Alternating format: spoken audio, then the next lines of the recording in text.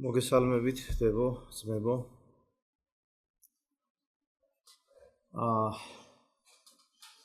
ეს ზაფხული რო დგებოდა, ესეთი განცხადება გავაკეთე, რომ ეს ზაფხული ძალიან ცხელი იქნება მეთქი. ყველა ზაფხული ცხელია გასაგებია მზიანათებს, მაგრამ მე სხვა რამ ვიგულისხმე.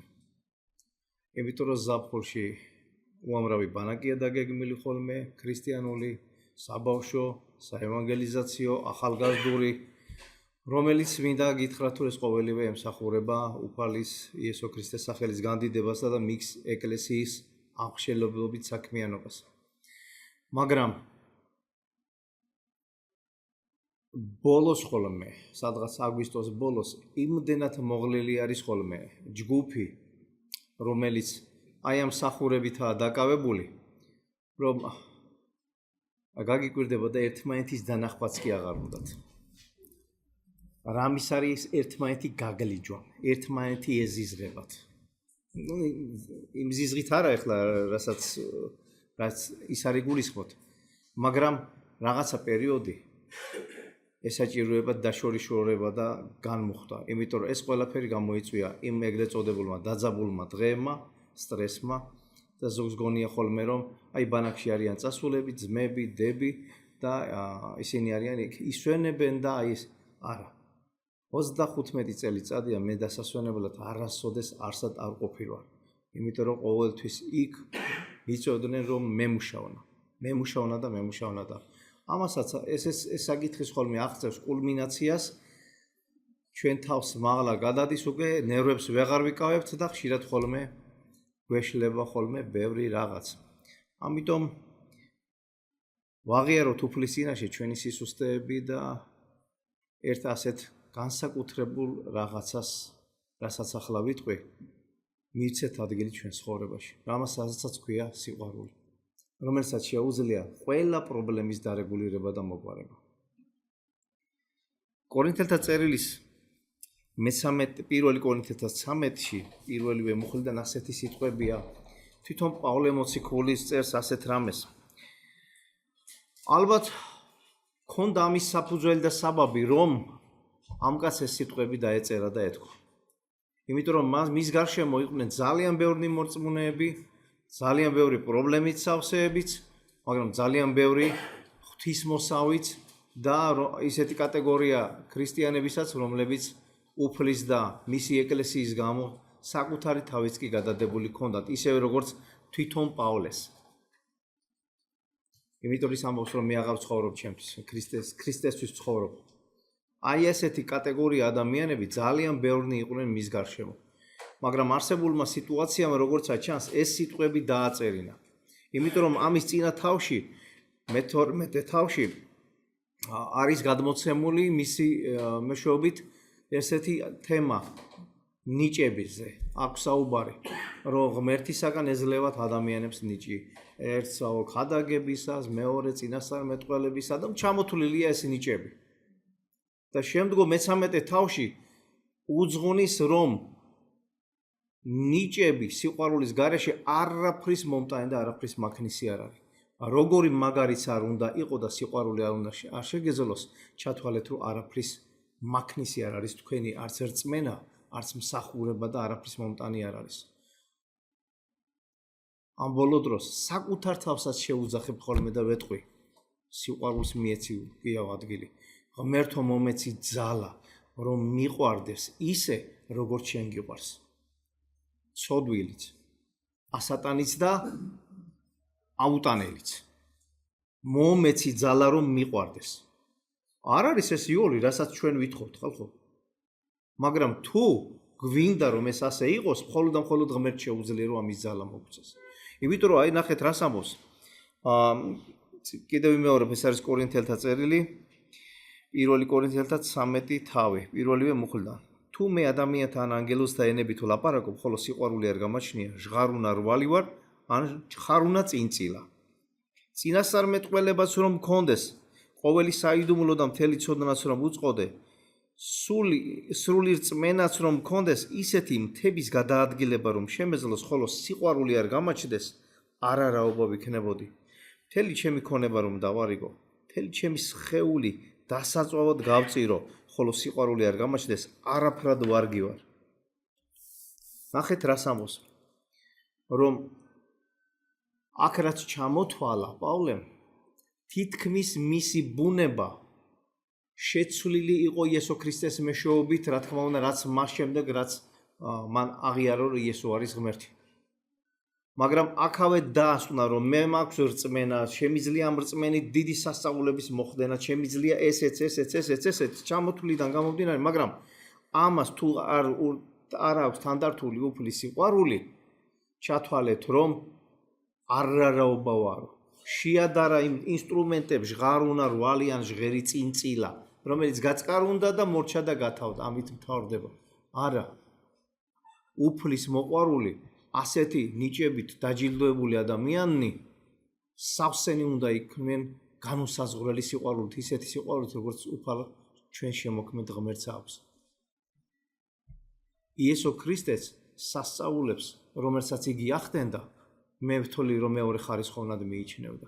თუმცა ღმერთის მიერ გაკეთებული ყველა სიტყვა თუ საქმე ეს მეორე ხარისხოვანი არ არის, მაგრამ ყველგან და ყველაფერში იესოც სიყვარულისკენ უბიძგებდა ყველას. და იოანეს სახარებაც ხო ამით იწყება, რომ ვინაიდან ღმერთმა შეიყვარა წუთისოფელი. ღმერთმა შეიყვარა. ასე რომ ყველგან და ყველაფერში ჩვენ უნდა ვბაძავდეთ უფალ ღმერთს და განსაკუთრებით სიყვარულში. რატომ? და ეხლა ჩვენი რწმენა როგორ შეიძლება რომ გადავამოწმოთ? როგორ შეიძლება გადავამოწმოთ ჩვენი რწმენა? ან ისაკითხი მართლაც ვბაძავთ ღმერთს სიყვარულში თუ არა? აგერ პავლე რას ამბობს? თუ სიყვარულის მატარებელი ხარ, რა თქმა უნდა, სიყვარული სულგრძელია, სიყვარული ქველმოქმედია, არ შურს, არ ყოყოჩობს, არ ამპარტავნობს. მოდით აბა ეხლა გადავამოწმოთ საკუთარი თავები.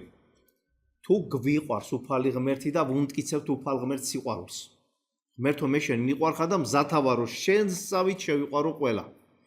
ჩვენს ბუნებას გადავხედოთ, რჩებით, ყოყოჩნი, რჩებით ამპარტავანი, არაქველმოქმედნი, შური ხომ არ ბატონობს ჩვენზე შემთხვევით.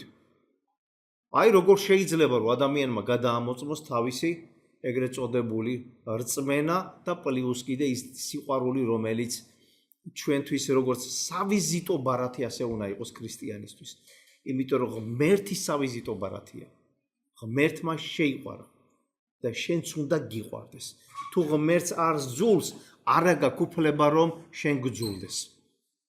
თუ პრეტენზიას აცხადებ რომ მისი მიმდევარი ხარ. აი შემდგომ რას გვეუბნება რომ თუ სიყვარულს შენს ცხოვრებაში პირველ ადგილზე აყენებ, არ ჩადის უწესობას. თავისას არ ეძიებს, არ ისხდება, არ განიზრახავს ბოროტს. ესე იგი, თურმე ღმერთის და მოყვარული და ადამიანები, რომელიც წეგან როგორც ვთქვი, ამაზე პრეტენზიას აცხადებენ, ეს კატეგორია ხალხი არ უნდა ჩადიოდეს უწესობას. მე მგონი ახლა არ ღირს ჩამოთვლა უწესობაში არ შეიძლება რომ იგულისხმებოდეს. იმიტომ რომ პავლე ამბობს სხვა წერილებში რომ მომბაძეთ მე, ვინაიდან მე ქრისტესო ვბაძავ. შენი ცხოვრება ნიმუში უნდა იყოს. ახალ რამეს არ გაუგნებით. იგივე მათეს სახარებაში არ წერია? მეხუთე თავში რომ თქვენ ახართ ნათელი ამ წუთისოფლისა. თქვენში უნდა ხედავდნენ კეთილ საქმებს და განადიდებდნენ თქვენს მამას, რომელიც ზეცაშია. არა თუ უწესობაზე, უზდელობაზე და გაფუჭებულობაზე არ წერია იქ. განსაკუთრებული პიროვნებაზეა საუბარი, რომელიც თავისი რწმენითა და პირადი ცხოვრებით შემოქმედი ღმერთის სახელს განდიდებითაა დაკავებული. იგივე პავლე ამბობს, რომ ჩვენ უნდა ვიქადაგოთ სახარება და თუ საჭიროა სიტყვითაც კი. არ განიზრახავს ბოროტს, არ ისხდება, არ ეძიებს თავისას. იცით რა მხელა რა არის ესა? არ ეძიებს თავისას, რას ნიშნავს? ძალიან ბევრია სამწუხაროდ ეკლესიებში კატეგორია ადამიანებისა, რომ თითსაც არ გაატოკებს, თუ იქიდან რაღაცა თავისთვის სარგებელი არ ნახა. ეს ანგარებაა ხალხო.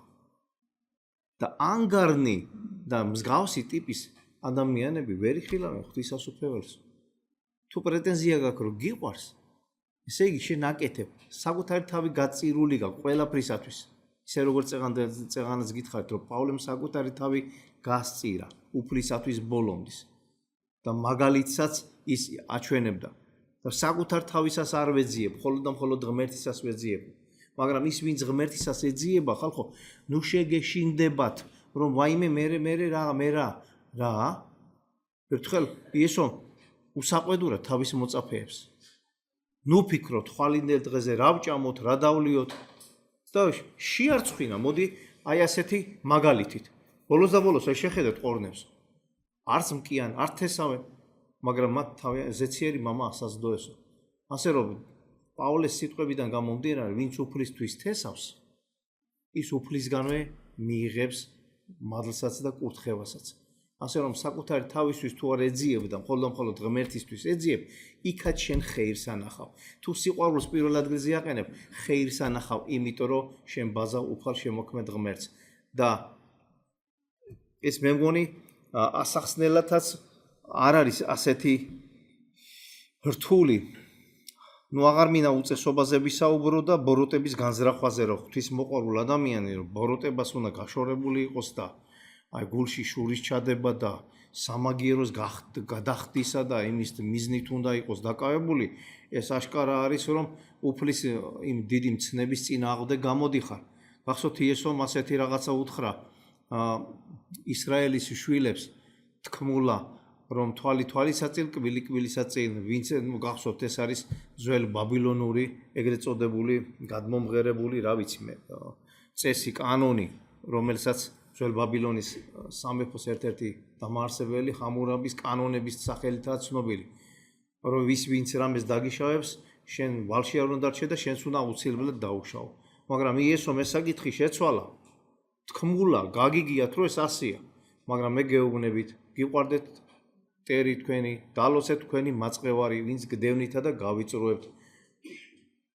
სიკეთე უყავით ყველა ამას, რათა იყო თქვენი ზეციერი მამის ძენი.